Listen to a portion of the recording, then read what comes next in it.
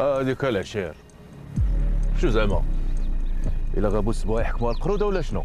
لا حاشا خويا هشام، كلشي ديال. كلشي ديالي بالفم. اش غدير؟ اسمع العشير وما يجيك مليح.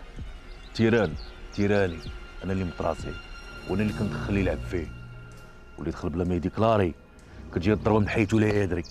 حاشا خويا هشام. واش فهمتي الصلح يا ماري؟ فهمنا خويا هشام. يلا ضيه ماري. مرحبا. غليز الشطريفه يبغي يدير فيها بزناس، طيحتو الدل علينا الله يغبر لبوكم الشقف.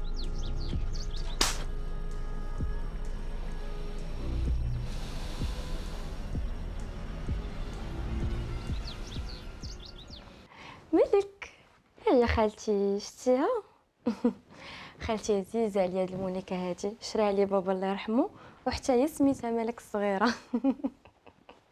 بوسي خالتي، بوسي خالتي، بوسيها بوسيها. غير بشويه عليها، راه خالتي مريضه، خصنا نتهلاو فيها. ياك مالك؟ ياك مالك الصغيره، ياك مالك الزوينه. كمال. لا لا، غير خليك حدا الوالده. نحط لك تغدى.